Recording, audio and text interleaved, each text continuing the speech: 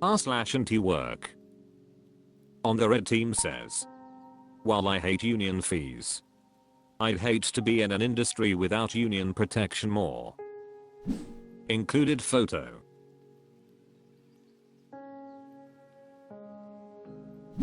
Ubercult Pizza says, my union fees are a small price to pay for the protection I get from my local. Bravand7632 says, what could your union possibly do without collecting dues? Also, where I live, union dues are tax deductible, and every dollar I pay lowers my taxable gross income. And it's only like $800 a year, which is a pittance compared to WHSG the union does for me. Putrid2256 says, a union fee typically amounts to the cost of about an hour or two of working to pay it instead of making that same amount of money it would take you to make in about a day. Thing90 says, the fact that companies spend ridiculously amounts of money to keep their workforce from unionizing gives you a hint as to why unions are a necessity. Axpendergust says, considering everything that I've received from my union over the last 23 years, I'm more than happy to contribute my monthly dues. Gardenerkut says, my fees are only $220 a year and I get part of that reimbursed through a tax relief at work. Well worth it. Ticap News says, I'm sick of getting trickled on. Tulip says, glad you posted this as it just reminded me I had to switch cards for my union dues. Lemunstead says, still waiting for my prosperity. Ad1984 says, if you give the biggest and best meals to the horses, they will inevitably shit out little nuggets for you sparrows to enjoy. Horse and sparrow economics, also known today as trickle-down economics. Blidisdale says, what's wrong with what she said? This post was sponsored by Kellogg's. Chiruiel says, good grief.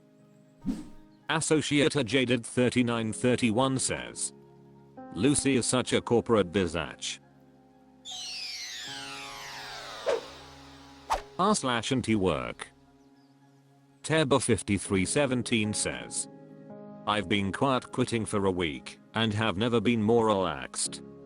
I work in a high-stress medical setting and have been for 8 years now. I've always been taught to go above and beyond for work. Over the last 4 years I've been increasingly burnt out and my paychecks do not seem to match my effort. However, this past week, after a particularly nasty mental breakdown a few weeks ago, I've been doing the bare job requirements and it's been lovely. I now feel like I have more energy for my life outside of work and more energy to further myself personally. Remember, it's only a job, do what you have to and clock out. Edit, as many have said it's acting my wage. I was using quiet quitting ironically.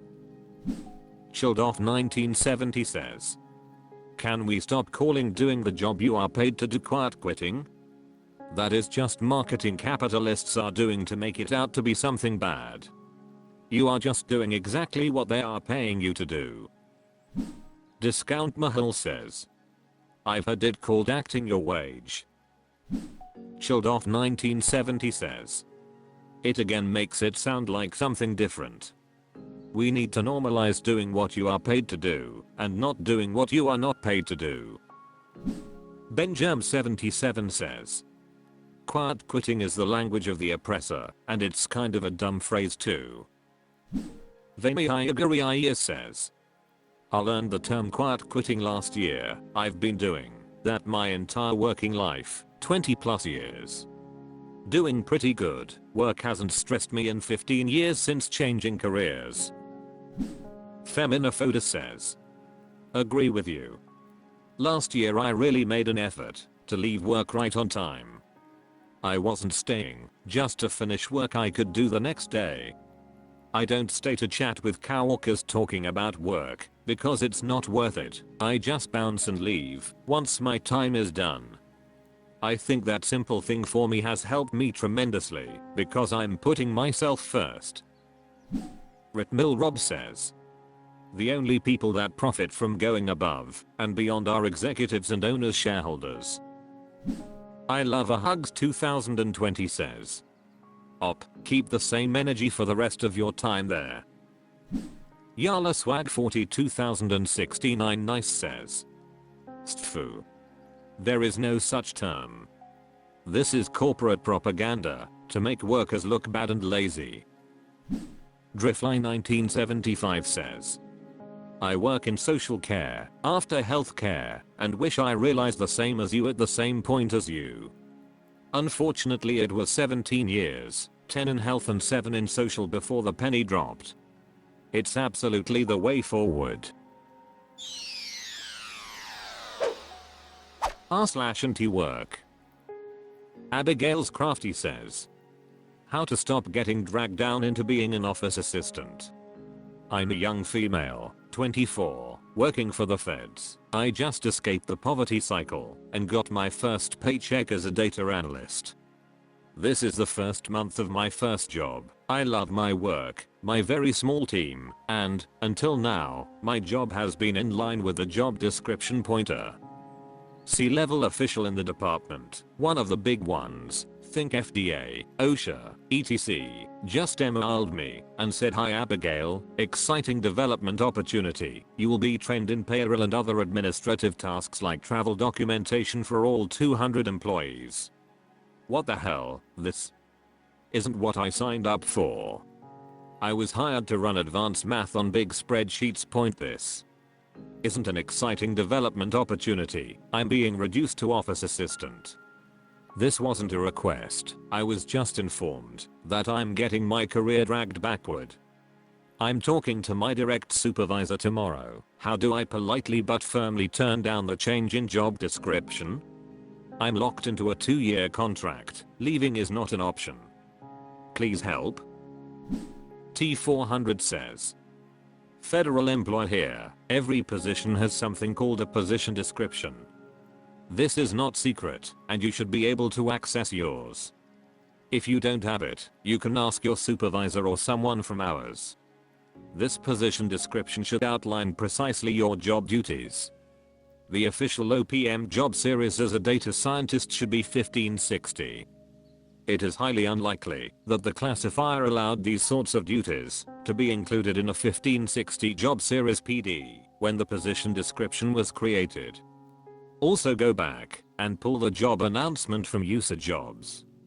Between your position description and your user jobs announcement, this should be your job. The user jobs announcement should match what is in your position description. Lastly, you should be on a formal performance management plan. This should also align with your position description. Depending on which agency you're in, you may be a part of the union. You should also know this. If you don't know this, it is on your Evate form in a field called bargaining unit code. You can access your Evate from EARP. If you are in the union, contact your union rep. This is absolutely the sort of thing you can put your foot down on. You should not be expected to do job duties outside of your position description. Especially something so egregious as this. Source: I have submitted more than 30 PDFs for classification over the past 3 years. I know this process extremely well. PS. Data scientists are in extremely high demand in the federal government right now. Most agencies are offering retention bonuses, sometimes up to 15%. Ours would be extremely unhappy to find out that an employee in this job series was being asked to do these sort of administrative duties. Abigail's Crafty says. Thank you immensely for your atoup. This is exactly the ammo I need to put my foot down politely. Thank you kindly. Lilinet12 says. Yeah, I work on a military base for the government and they make it very clear. If it's not your job, ask questions as to why you're doing it, and state your job description from hire date and interview to the original job posting on user jobs. Like my job as a lab technology specialist, am not responsible and nor required to do front desk administrative work. Should they train me again, that is not what I was hired for. Thankfully my bosses are understanding and very cool people. Vanilla Highway says. Decline the role change. Capux86 says, ask them how this training will assist you in becoming a better data analyst, as you would like to see yourself as proven data analyst in next 5 years. Craftisapfo says, do it, but do it really badly so they don't ask you again. Works for dudes. r/antiwork. Accomplish side 853 says, was it normal for my company to encourage me to donate to my CS former organization? I no longer work there, but something just occurred to me and I'm curious how others take it. I worked in a small non-profit that brought on a new CEO a few years back. We'd always had Casual Friday as an option, where jeans etc, but then we started being told the only way to earn Casual Friday was if we made a recurring donation to the local United Way chapter, which also happened to be the last place my new CEO had worked. The donation could be small, like $2 per paycheck, but that adds up over the year. The whole thing felt weird, but we were told it looked good if we could say 100% of our staff had donated. Has anyone else experienced something like this at their company? Being encouraged to donate to an organization linked to leadership? Swordstool says, not uncommon. If you don't care about dressing causally on Fridays, just delete the email and move on. Not worth your time to ruminate about. Accomplish side 853 says, if it was just the casual clothes, yeah, I wouldn't care. But that's just the cover they use to pressure you into it. If I don't donate, I'll hear from my supervisor, the finance department, the development department, all wondering if I just forgot to donate and remind me how important it is for everyone to donate. Swordstool says, just continue to delete the emails and move on. No responses. That will only hurt you. Raven Crowking says, normal? Yes, it is very common for employers to try to shame you into giving up some of your meager paycheck for their benefit. Ethical? Not even remotely. Billy Lamb 26 says, oh hell yes, and honestly I made it very clear, to the point where I might have come off as a bit of an asshole, that I absolutely will not donate a single penny of my money back to this company, and if you dangle the threat of termination or even a write-up, I want them to document it very clearly that that is the specific reason why I'm getting fired, because the way I see it, you can tell me to work, but never ever tell me to donate or contribute to anything. This might only work if you are in a strong, unionized job though. Blue for 3100 says, look at all the money my employees donated. I'm such a charitable guy. Fork City says, I donate to my preferred charity directly, so they do not have the overhead of the United Way processing the donation. Born Mycologist 3751 says, my old employer used to make us sit through fundraising speeches every year for their favorite charity. When you got back to your desk, contribution forms were waiting. They demanded 100% turn-in rate on those. You had to hand yours in to the project coordinator, even if you didn't plan to donate. You were free to donate zero. I'm sure no one kept records or considered it when reviews came.